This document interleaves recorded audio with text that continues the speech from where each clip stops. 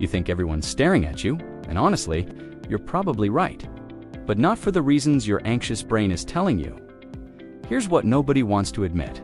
We live in a world where being watched has become the norm, where every coffee shop has security cameras, every stranger has a phone camera, and every awkward moment could potentially go viral. But here's the plot twist that'll mess with your head. While everyone might technically be able to see you, almost nobody is actually paying attention to you the way you think they are. In fact, there's groundbreaking scientific research that proves you're overestimating how much people notice you by more than 50%. And I'm about to show you exactly how to use this knowledge to completely transform your relationship with being seen. The fear of being perceived isn't just social anxiety, it's something much more specific and much more fixable than most people realize.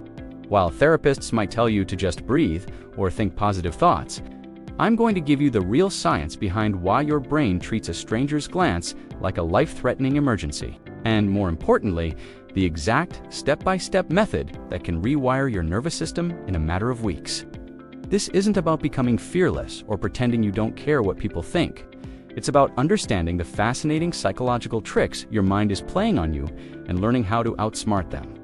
By the end of this, you'll not only understand why you feel like you're constantly under a microscope, but you'll have a practical roadmap for breaking free from this invisible prison that's been controlling your choices for way too long. You know that feeling when you walk into a room and suddenly it's like everyone's eyes are glued to you?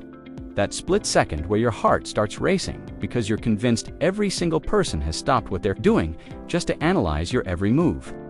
Well, here's the thing. That overwhelming sensation of being watched isn't just in your head, and you're definitely not alone in experiencing it. This fear of being perceived is something that affects millions of people worldwide. Yet most folks don't even realize there's a name for what they're going through. The spotlight effect is basically your brain's way of making you believe you're the star of everyone else's show. When in reality, most people are way too caught up in their own drama to pay attention to yours. Think about it. When was the last time you spent more than a few seconds really scrutinizing a stranger who walked into the room? Probably never, right? Yet somehow we convince ourselves that everyone else is doing exactly that to us. It's like our minds have this built-in magnifying glass that makes us feel like we're constantly under a microscope, even when we're just grabbing coffee or walking down the street. What separates normal social awareness from something more intense is when this feeling becomes so overwhelming that it starts controlling your choices.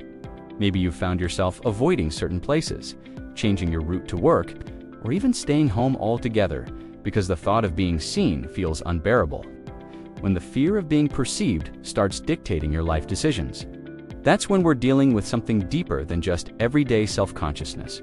The good news, understanding what's really happening in your brain, is the first step toward breaking free from this invisible prison that's been holding you back. Here's where things get really fascinating. Scientists have actually studied this whole "everyone's watching me" phenomenon, and the results might blow your mind. Thomas Gilovich and Kenneth Chevitsky conducted this brilliant experiment where they had people wear embarrassing t-shirts with Barry Manilow's face on them. Yeah, I know, brutal. And then walk into rooms full of strangers. Before entering, participants were convinced that at least half the room would notice and judge their fashion disaster. But here's the kicker. Only about 25% of people even registered what they were wearing. That's right, we literally overestimate how much attention we're getting by more than double. Your brain isn't just being dramatic for no reason, though. There's some serious neuroscience behind why social rejection feels like getting punched in the gut. The anterior cingulate cortex, or ACC for short, is this amazing part of your brain that lights up like a Christmas tree whether you stub your toe or get left out of a conversation. The Eisenberger study from 2003 proved this by having people play a simple virtual ball tossing game. And when participants got excluded, their brains showed the exact same pain patterns as physical injury. It's wild to think that your brain literally can't tell the difference between social rejection and actual physical harm. This isn't some quirky design flaw in your head. It's actually an incredibly sophisticated survival mechanism that kept our ancestors alive for thousands of years. Back in the day, being rejected by your tribe meant certain death, so your brain developed this hypervigilant system to keep you safe. The problem is, your modern brain is still running on ancient software, treating a sideways glance at Starbucks like it's a life or death situation. Understanding this connection between your evolutionary wiring and today's social fears is crucial, because it explains why these feelings are so intense and why they seem to come out of nowhere. Let's clear up some confusion here, because not all social fears are created equal. And understanding the difference could be a game changer for you. Social anxiety is like this broad umbrella that covers pretty much any fear related to social interactions. Think sweating bullets. Before public speaking, overthinking every word in small talk, or replaying conversations in your head for days, wondering if you said something wrong. People with social anxiety often experience physical symptoms like trembling, racing heart, or even nausea when they're meeting new people or eating in front of others. It's basically your brain going into full panic mode whenever there's a chance you might be judged or rejected. Scopophobia, on the other hand, is way more specific, and honestly, it's like social anxiety's laser-focused cousin. This isn't about worrying whether you'll say the right thing in a conversation. It's about the pure terror of simply being seen, period. Someone with scopophobia might feel completely overwhelmed just walking down the street, standing in line at the grocery store, or sitting in an open space like a park where there's nowhere to hide. They're not necessarily worried about having to interact with anyone. They're distressed by the mere possibility that someone might look at them, photograph them, or even make brief eye contact. Here's the thing that'll really help you understand yourself better. All scopophobia involves social anxiety, but not all social anxiety includes scopophobia. It's like saying all squares are rectangles, but not all rectangles are squares. If you're someone who can handle conversations just fine, but feels like you're going to crawl out of your skin when you have to walk across a crowded room, you might be dealing with scopophobia specifically. Recognizing which category you fall into isn't just academic. It actually determines what kind of strategies will work best for you. Your fear of being watched isn't some random glitch in your personality. It's actually rooted in millions of years of evolution where being accepted by your tribe literally meant the difference between life and death. Back when our ancestors lived in small tribal communities, standing out in the wrong way could get you kicked out of the group, which was basically a death sentence, since you needed your tribe for food, protection, and survival. Your brain developed this incredibly sensitive social radar system that's constantly scanning for signs of rejection or disapproval. Because evolutionarily speaking, social exclusion was as dangerous as facing a hungry lion. Even today, your brain treats social threats with the same urgency as physical ones, which explains why a stranger's glance can trigger the same fight-or-flight response as an actual emergency. But evolution is just part of the story. Your personal experiences have probably shaped this fear in ways that run much deeper than you realize. If you grew up in an environment where you were constantly criticized, whether by overly demanding parents, relentless bullying at school, or perfectionist family standards, your brain learned that being noticed often meant being judged harshly. Maybe you remember being scolded for speaking too loudly in public, or having your appearance constantly critiqued, or being made to feel like you could never quite measure up, no matter how hard you tried. These experiences teach your nervous system that visibility equals vulnerability, creating a defense mechanism where staying invisible feels like staying safe. Now, here's where things get really intense. We're living in an era that's basically designed to amplify these fears to an unprecedented level. With cameras everywhere and social media turning every moment into potential content, the stakes of being seen feel higher than ever before. Cancel culture and viral criticism mean that what used to be private, local judgment, can now become global and permanent in a matter of hours. You've probably heard the phrase, "pics," or "it didn't happen," which perfectly captures how our culture has made visibility not just expected, but mandatory. When you combine ancient survival instincts with childhood trauma and modern digital surveillance, it's no wonder that the fear of being perceived has become such a widespread struggle. Here's something that'll probably surprise you. Most of the time when you feel like everyone can see right through you, they actually have no clue what's going on in your head. The illusion of transparency is this fascinating psychological phenomenon where you're absolutely convinced that your emotions are written all over your face. But in reality, other people are completely oblivious to your internal state. Think about it this way.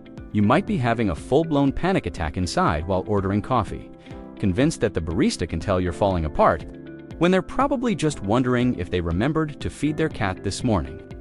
People are way more absorbed in their own thoughts and problems than they are in analyzing your emotional state. The forgetting curve is another mind-blowing concept that'll change how you think about those embarrassing moments that keep you up at night. Your brain is constantly filtering out what it considers irrelevant information, which means that even if someone does notice something about you, they're going to forget it incredibly fast. Here's a quick test. Try to remember exactly what someone you interacted with last week was wearing, or recall a specific awkward thing they said or did. Can't do it, right? That's because your brain automatically deletes details that don't directly impact your life. And guess what? Other people's brains are doing the exact same thing with information about you. This is actually why eyewitness testimony is notoriously unreliable in criminal cases. Human memory is just terrible at holding on to specific details, especially as time passes. If people can't accurately remember crucial details from major events they witnessed, what makes you think they're going to remember that time you tripped slightly while walking into a restaurant? The truth is, most of your mortifying moments exist only in your own memory, playing on repeat like a broken record, while everyone else has moved on and forgotten completely. Understanding these cognitive biases isn't just interesting, it's actually the key to breaking free from the mental prison you've been living in. Now here's where we get into the real game-changer stuff. Exposure therapy, which sounds scary, but is actually one of the most effective ways to rewire your brain's fear response. Think of your fear like a muscle that's gotten way too strong from overuse. And exposure therapy is like gradually training it to relax instead of going into overdrive. Every time someone looks in your direction, the beauty of this approach is that you start incredibly small. Maybe just making brief eye contact with a stranger for a second or two instead of immediately looking away. Then you work up to slightly bigger challenges, like asking a store employee where to find something, or giving someone a genuine compliment about their shoes or bag. The third step involves doing something that makes you just slightly more noticeable, perhaps wearing a quirky t-shirt, speaking up once in a meeting, or carrying an unusual accessory that might catch someone's eye. The final level is where things get really interesting. You intentionally create small, harmless, awkward moments, like quietly humming to yourself in public, dancing a little to your headphones, or saying good morning to someone who wasn't actually waving at you. Each of these experiences teaches your brain that being seen doesn't lead to disaster, and gradually your nervous system starts to calm down instead of hitting the panic button every time you're noticed. What's absolutely incredible about exposure therapy is that it's often a one-and-done kind of deal. Once you successfully face your peak fear and prove to your brain that you can handle it, the results tend to stick around for the long haul. Sure, you might need occasional booster sessions if life gets really stressful or if old patterns start creeping back. But for the most part, this approach creates lasting change rather than just temporary relief. The key is consistency and patience with yourself as you work through each level. Because every small victory is literally rewiring your neural pathways to respond differently to being perceived. Here's something that might completely flip your understanding of social mistakes. There's actually scientific research showing that small imperfections and awkward moments can make you more likable, not less. The benign violation theory, which comes from humor research, suggests that when someone does something that slightly breaks social norms but remains harmless, it actually makes them more relatable and endearing to others. Think about those Instagram influencers with their perfectly curated lives. They're often less appealing than someone who posts a photo with coffee spilled down their shirt and a caption like, "Monday vibes, anyone?" The pratfall effect shows us that people who display minor flaws are perceived as more authentic and approachable than those who seem flawless all the time. Instead of catastrophizing about what might happen if people notice you, try asking yourself some reality-checking questions that can break the cycle of panic before it starts. When you feel that familiar dread creeping in, pause and ask, what exactly am I afraid will happen here? Maybe you're worried people will laugh at you, but is that actually true? Or is it just your brain running worst-case scenarios? Then take it a step further. Even if someone did notice and judge me, would it really be as devastating as my mind is making it seem? Most of the time, you'll realize that the things you're terrified of either won't happen or aren't nearly as catastrophic as they feel in the moment. This kind of fact-checking your thoughts isn't about dismissing your feelings. It's about training your brain to distinguish between real threats and imaginary ones. Your anxiety might be screaming that everyone's staring and judging, but when you actually look around, you'll probably notice that most people are absorbed in their phones, lost in their own thoughts, or dealing with their own stuff. The goal isn't to become fearless overnight, but to develop a more balanced perspective where being noticed doesn't automatically equal being in danger. Once you start questioning your assumptions, instead of accepting them as facts, you'll begin to see just how much mental energy you've been wasting on scenarios that exist mainly in your imagination. Here's the truth that might set you free. The world isn't actually a stage, and you're definitely not the main character in everyone else's story. While your fear of being perceived feels incredibly real and valid, because it is, it's also built on a fundamental illusion that keeps you trapped in a prison of your own making. Most people are way too busy dealing with their own insecurities, problems, and daily dramas to spend much time analyzing or judging you. When you really understand this at a deep level, it's like someone just handed you the keys to a freedom you didn't even know was possible. The moment you stop worrying about what others think is the moment you can finally start living your life on your own terms. This isn't about becoming reckless or completely ignoring social norms. It's about finding that sweet spot where you can be authentically yourself without constantly monitoring and adjusting based on imaginary criticism. Think about the people you admire most. Chances are, they're not the ones who seem perfect and untouchable, but rather the ones who are comfortable with their quirks and imperfections. They've learned the secret that confidence isn't about never feeling self-conscious. It's about feeling self-conscious and choosing to show up anyway. When you embrace this mindset, you'll discover that most people actually respond positively to authenticity, even when it comes with a few rough edges. The journey from hiding to being seen isn't always easy, but it's absolutely worth it. Because on the other side of that fear lies a version of yourself that you've probably been dying to meet. Every time you choose courage over comfort, every time you show up despite feeling nervous, you're not just overcoming scopophobia, you're reclaiming pieces of yourself that fear has been holding hostage. The strategies we've explored aren't just techniques. They're tools for building a life where being perceived becomes a source of connection rather than terror. Remember, millions of people struggle with this same fear, which means you're part of a community that understands exactly what you're going through. And more importantly, that recovery and freedom are absolutely possible. So here's the million-dollar question. Now that you know the truth about how little people actually notice or remember about you, what are you going to do with this freedom? Are you going to keep living like you're under constant surveillance? Or are you finally ready to step into the world as the authentic, imperfect, beautifully human person you actually are? Think about all the experiences you've avoided, all the conversations you've skipped, all the opportunities you've passed up because you were terrified of being seen. How much of your life have you been willing to sacrifice to this illusion? The strategies I've shared aren't just interesting psychological concepts. They're your roadmap to reclaiming every piece of yourself that fear has been holding hostage. I want you to try something this week.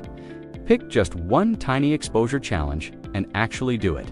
Notice how your brain tries to convince you that disaster is imminent, then watch as absolutely nothing catastrophic happens. Pay attention to how quickly people forget, how little they actually care, and how much mental energy you've been wasting on scenarios that exist mainly in your imagination. This isn't about becoming fearless overnight. It's about proving to yourself that you can handle being seen, and that the world doesn't end when people notice you. Every day you spend hiding is another day you're not building the relationships, pursuing the opportunities, or expressing the creativity that makes you who you are. The people who love and accept you want to see the real you, awkwardness and all, and the people who don't, well, their opinions were never going to matter anyway. If this resonated with you and you're ready to dive deeper into understanding your mind and breaking free from the fears that have been running your life, there's so much more we need to explore about rewiring your brain for confidence. And I don't want you to miss a single breakthrough that could change everything for you.